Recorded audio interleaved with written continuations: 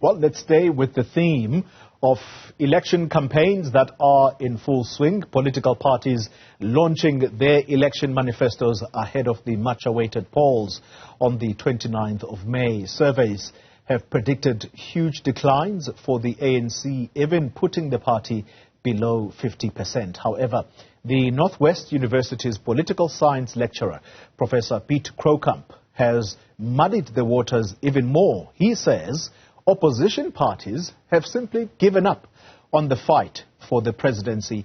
Instead, they're striving to win a good place in number 2.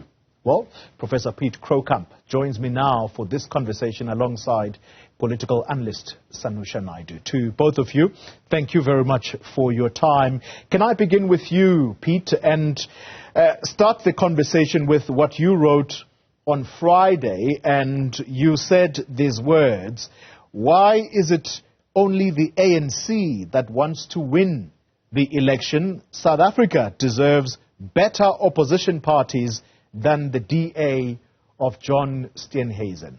Explain the basis of your argument to us, please. Well, it's rather simple. If you think about the DAs about 5, 6, 7 years ago under Musi Maimane, the idea was to build a party that includes all South Africans. Under John Steenhuisen, the DA has shed all the black vote almost. There's very, very little black vote left, and it's become a party of the colored and the white people of South Africa. And if you look at the other political parties, they're also identity-based. If you look at the EFF, for instance, it is an African nationalist party. So it's as if no one of the opposition parties want to get up on the morning of the 29th of May and say, we want to win this election. And I think South Africans deserve better, because if you think about it carefully, in 2021, only 12% of the eligible vote, in other words, all people between 18 and 108, voted for the ANC, which means 88% of people either voted for another party, but the vast majority didn't vote for any political party and just stayed away, which tells you that when they get up in the morning, they say to themselves, even if we alienated from the ANC, which is a clear indication if only 12% of the eligible vote voted for the ANC, if they alienated, if they feel that they need something different, there is no alternative. And I think South Africans deserve that opposition political parties present us with an alternative. I think Rise and Zanzi, if you look at their manifesto, is the closest that I can see to the liberation movement. Is the closest that I can see to the ANC. I do think they envisage an idea of a South African political party, but they're too early in their careers, and they're simply too small yet. But that type of philosophy, I think, is what South Africans are looking for. And you don't get it from the DA, you don't get it from the EFF, you don't get it from the IFP, you don't get it from the PA, you don't get it from any opposition party. Well, you talk about adaptability and a political vision. We're going to come back to you, Professor Croucamp. Let me bring into the conversation Sanusha Naidu. Sanusha, so Piet Croucamp believes that identity politics are on the rise, but at the same time, he holds this view that the South African opposition have simply given up on this goal of getting to the highest office in the land. Do you share in that view that the presidency has simply become unattainable for the opposition? Good evening, colleague. Good evening to the viewers, and of course, good evening to Prof. I think what Prof says is very relevant, very significant, because this is not just a problem that has emerged in the last 5, 10 years in South Africa. It's been an existential crisis of opposition parties as early as 99, even before that, because they seem to contest among themselves as to who's going to actually take on that space as opposition, as official opposition. And of course, it's easy for them to use the ANC as their kind of punching bag. You know, everything that they do in their manifesto, everything that they do in terms of what they're going to do better is using the ANC's inadequacies, weaknesses, failures. And if you look at their election manifesto, particularly the launches thus far, it's really talking about critical failures of the ANC. So their benchmark is, how do we actually try to to bring the ANC down to less than 50%.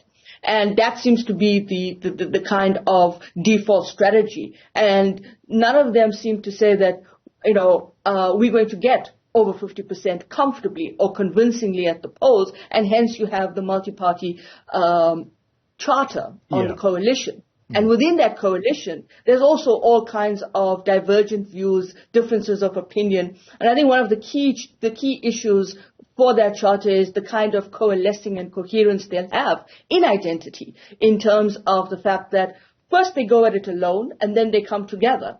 And so these are some of the political challenges of opposition. And it's made, and the waters are murky much more because now you've got a whole lot of different opposition parties or new parties emerging in the space. It complicates the electoral landscape. It complicates and makes the identity politics in the context of our political spectrum that much more harder. So I think the challenge is really what are parties offering that is not necessarily saying more or less we have to get the ANC less than 50%, and then we'll see how we move from a coalition into a kind of governing with a 50% plus. And I think that has been the par for the course for the long time in South African politics. In fact, sometimes I feel I'm sitting in a Groundhog Day when I hear everything over and over and over. Piet, let's come back to you. In your article, you say that, and I quote directly, what we need is adaptability and a political vision that can convince the millions of South Africans who no longer see their salvation in the ANC. So, based on what you said previously, with the exception of Rise Mzansi, one of the new political offerings, is your argument that none of what is on offer will convince voters that there are credible alternatives to the ANC? Look, it's simple. You have to get black South Africans to vote for you to win the election. Yeah. And I've said it so often in the past, black South Africans are not liberals. They won't settle for a liberal regime and a liberal paradigm. And the DA persists in being liberals and electing liberal leadership, whether it's in the Western Cape, whether it's in Tshwane, whether it's in Cape Town with John Steenhuisen. You have to get leadership with all South Africans can say, yes, I will be prepared to accept that person as the president and as leader. Let me give you an example. When they elected John Steenhuisen as the leader of the DA, one of the things they should have, and that was last year, they should have asked themselves, say for instance the ANC dipped below 50%. Will this person be acceptable to all South Africans as an alternative to the ANC and to Cyril Ramaphosa? Mm-hmm. The answer is no. John Steenhuisen is not an alternative. Why not? He will not be accepted. Well, he's a liberal in the first place. His ideology is wrong. The perception that he will be driving a market economy, the perception that poor South Africans will be worse off, the perception that he may take away the grants, and they deny that they will do it. But they don't use that is the focus of their campaign. That is almost a side issue. And South Africans are really poor. 43% are unemployed in South Africa. They want to know that the state will be looking after me. And if you listen to liberals, they do not foresee a prominent role for the state. And let me tell you this, given where we are in South Africa, you have to govern the state well, but you have to have a very prominent and a very dominant state. And you don't see that in the philosophy of the DA. And I think that's why when black South Africans get up on the 29th of May, they do not see the DA as an alternative because they reduce the size of the state. They pretty much leave poor people to their own devices. They believe that the market economy will create jobs, which can take a decade or more. It's simply not a poor-friendly environment, the liberal environment. And I think black South Africans simply won't buy that. Sanusha, do you agree that personality traits of a leader do somewhat count when voters are looking at that ballot paper and are thinking, where do I put my X? Well, I think, yes, personality, charisma, how do you connect with your audience, whether it's at a rally, whether it's within your election campaign, throughout the period. I mean, yeah, it plays a significant role, and optics are very important. So I think one of the points to make is if you have a high turnover of senior members in your party, then of course it doesn't do well, and particularly if they are black South Africans that are actually moving out of your party, it doesn't really bode well for you. But I think there needs to be a slight contextualization of this notion that, the DA are kind of putting out this liberal ideology only, and that black South Africans may not vote for the DA because of only the market conditions. And I don't think that's the only point that the professor is making. But I think there's a problem here that we haven't contextualized in terms of each of the political parties that have put out their manifestos have put out manifestos in terms of the kinds of policies that they're going to put forward. And of course, if you look at the spectrum, you've got the EFF one, which is really kind of on the kind of nationalization of state assets, and the state will play a critical role. And then, of course, the extreme would be the DA saying, well, we have to have a market economy. The ANC is not so far from the DA in certain of its policies around the market and so forth. But I think the challenge is that none of these political parties have actually said, the problem is the structural conditions of society, the structural conditions of the economy, and the social questions that we need to be asked. And I was reading an article recently that said, is electoral democracy the kind of democracy with the kind of structural conditions that attach itself to it? Is it the right kind of democracy for Africa? And I think the expectations that democracies are going to deliver people's lives and livelihoods is something that also creates a lot of bandwidth in terms of whether the market is going to do it. So the challenge is really not only about whether the policies are sound, but have they actually looked at the fact that in a democracy, particularly the one like ours and in other parts of the world that follow an electoral democracy, political parties are only governing for 3 years because it's a 5-year term. And the next 2 years are basically going back to your elective conference, to your federal conference, to electing your next leadership. And most importantly, you're making promises that you know you can't keep, whether it's the DA, whether it's the ANC, whether it's the EFF, or the whole spectrum of 340 parties that have now registered to contest this election. The second point is that they haven't really said that the real challenge is the policies that we put forward. How realistic are these policies? Will they meet these expectations that we've created in society? Yeah. And the third point is that the ballot paper is going to be a very, very different set of ballot papers we're going to have in this election. 3. And people are confused. You're watching News at Prime, and we are wrapping up a discussion between Professor Piet Croucamp and political analyst Sanusha Naidu.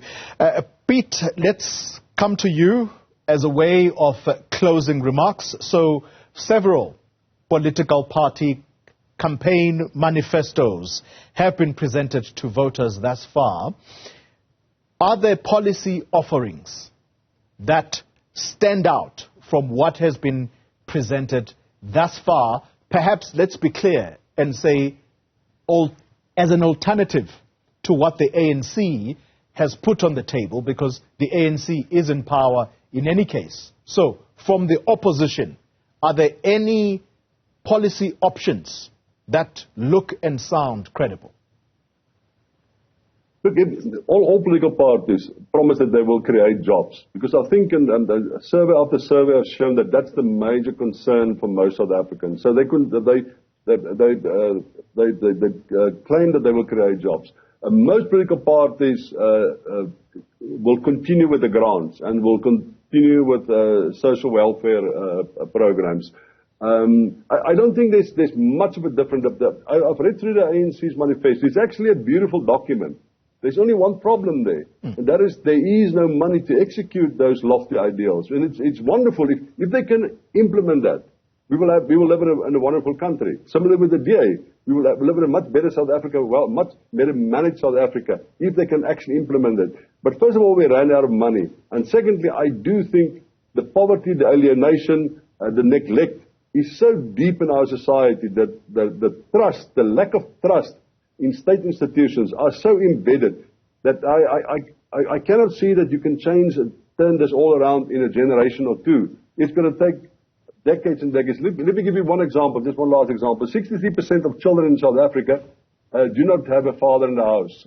There's not even a father on the birth certificate, which means that the family structure is so destroyed, so depleted, and it comes from the days of apartheid, and the economic system that we have now do not help us at all to reinvent, reimagine family structures in South Africa. The father works in the mine, the mother works in the ShopRite, far apart, different towns, and the children, they're left to their own devices in informal settlements.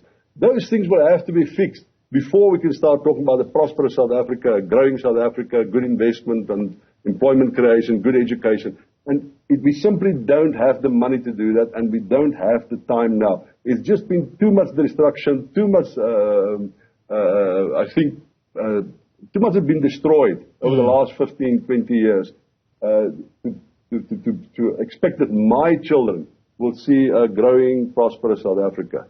Sanusha, you get to have the last word. And I think what resonates with me from what Piet Croucamp has just said is that there are just too many of these manifestos that really sound beautiful when you read, but the problem is that there is no money from which to implement those lofty ideals. And therefore, my question to you is that, is it fair, therefore, to expect the opposition to almost pull a rabbit out of the hat or stand out, so to speak? Well, Wally, the problem is that each of these political parties are kind of falling over themselves in terms of the fact that they say, when we in power, we in a coalition or whatever, we're going to do this, this, and this. And so that becomes a transactional relationship between the political party and their constituencies and who they try to attract into their voting space. New voters, disaffected voters, apathetic voters, the youth, and so forth. And so what they're doing is that they're reacting to surveys. They're looking at unemployment, and they're saying, well, this is what we'll do when we want to address unemployment. But I think the real challenge is that the state of the nation was reflected in the budget speech, and that's the big challenge. So I think on the one hand, the real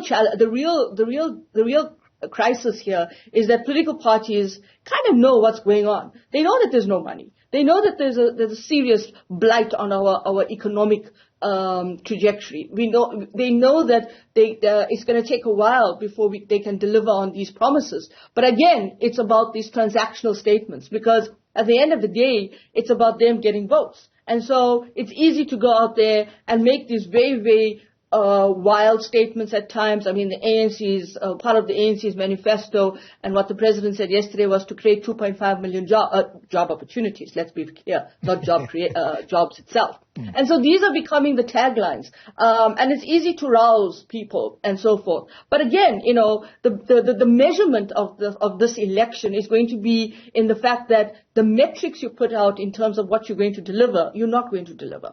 And so I think for the next 5 years, there has to be serious levels in which how you're going to raise funds, how you're going to get that money. And so what's going to happen is that you're going to end up in a revolving door where the social grants are going to become your popular statements in order to keep people within your space. And I think that's going to be incredibly difficult to go forward. And hence my point is that you feel as if you are living within the twilight zone meeting Groundhog Day, because that's how it feels right now in the context of who's making all of these promises.